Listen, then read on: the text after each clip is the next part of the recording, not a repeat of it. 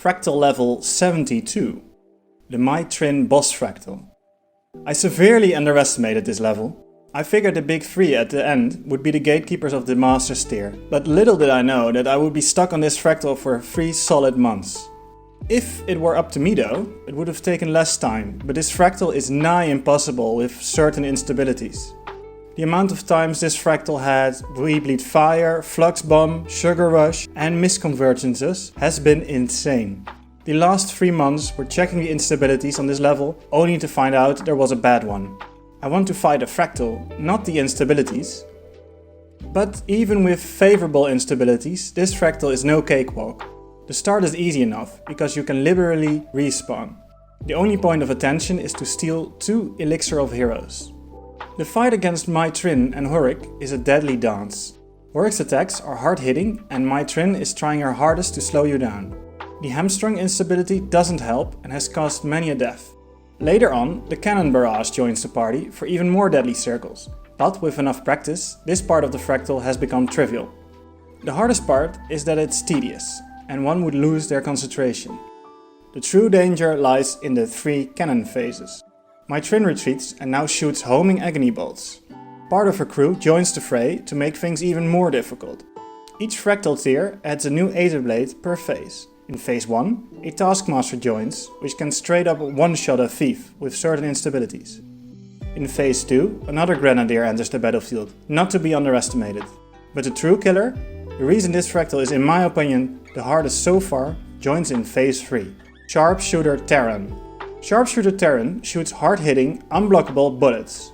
When you get close, he just teleports away. He always spawns underneath Mai Trin, which means you will die from agony before you can even see a red circle. But the real kicker is that some of his shots apply agony. My first strategy was to try kill him before he could do anything. Since he is an elite though, that was soon proven to be impossible. Because his shots, agony or not, require all my attention and evades, I tried to find a way to save up dodges. I looked around for spots where Mai Trin's shots wouldn't reach, and I found several, and 3 of these spots were also safe from the cannon barrage, which were the prime spots to start. They are a stalagmite in the southeast, a stalagmite in the south, and next to a giant light near the gangplank. The stalagmites both offer free win against Mai Trin and Horik, but once Horik phases, he runs back to the center of the arena and stays there, and Mai Trin won't aggro. Re-entering the arena with leaps or portals or even jumping down gives agony, which isn't ideal. So the only real spot left is near the big light. My second strategy was to lure Horik onto a certain tile so that he shoots at a specific angle. When having 1 foot over the edge, the shock shot would not hit the ground, and by placing a perfectly timed smokescreen, I would nullify both normal cannon shots. Since a small mistime or misstep was lethal, I quickly abandoned this idea for option 3. My third strategy was to lure Horik into my original spot and stand together in the safe spot. Horik does not shoot when you're next to him and only slams. Luckily he doesn't do this often and it's an obvious tell, so it's fairly easy to dodge. Another attack to dodge is the third hit from an invulnerable thumper. If that hit connects, all nearby Aether Blades become invulnerable, which is lethal. By relying on smokescreen, black powder and sword auto attack, it's easy to slowly cleave down all the enemies. Although sometimes I still got one shot. At first I thought it was a problem with the blind application, but I soon learned I overlooked a crucial detail. In the last phase, the most important one, the enemies don't get blinded. The other elite, the one from tier 2, apparently removes all conditions every second his symbol is down, which is almost always. So any strategy that relies on conditions is practically a no-go. With this information, it was clear that the aggressive berserker was not an option, since without blinds and weakness, it was a quick good night. But I still had one trick up my sleeve. This brought me to my next strategy. For the fourth strategy, one of my rules needs to be rewritten. For the consumables, I never looked further than food, utilities and fire elemental powders. So when I said enough consumables to last 2.5 hours, I didn't consider consumables with no duration or cooldown. That's why I'm going to rewrite it to enough consumables to last 2.5 hours or a full stack. That way I can use fun and niche items, like Gunk. Gunk can hit 5 targets and hit 6 times. This means that it heals for a ton in conjunction with the heal skill Signet of Malice. Even more so in full clerics. Now we don't need to worry about the enemies not getting blinded, we will easily heal through it. Sadly, it isn't as strong as I wanted it to be. During all these attempts, End of Dragons has launched, as you can tell by the advertisement in the bottom right. With it came the nerf to Invigorating Precision. This made Aggressive Thief a viable option. This isn't the biggest nerf though, that would be the introduction of Research Nodes. Research Nodes made all the budget gear rise in price. Where I previously could get almost full exotic clerics, I can now barely get full rares, even with the Gunk in consideration.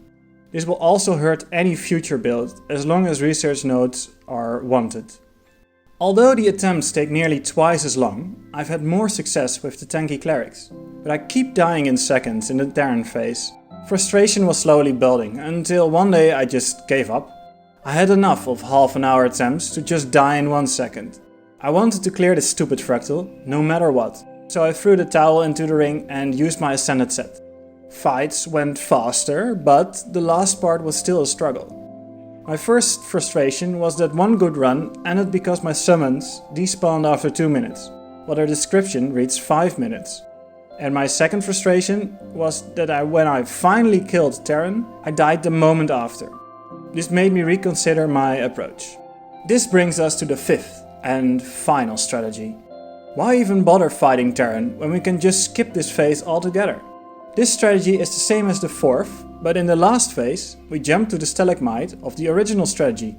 Yes, we can't kill Horik after we bring him down to 25%, but we don't need to. The only problem was Mai Trin. Luckily, one of her spawns is near the safe spot. In testing, I could hit her with several weapons while jumping a bit, but in practice it seems I miscalculated. Here I had to cheat and use an exotic Shortbow, as that was the only weapon that could hit her. It doesn't really change anything mechanically, it only saves hours of time if I were to do it with a basic Shortbow. Since this is a true safe spot, and I don't want to get screwed over by RNG, I'll condone this cheating.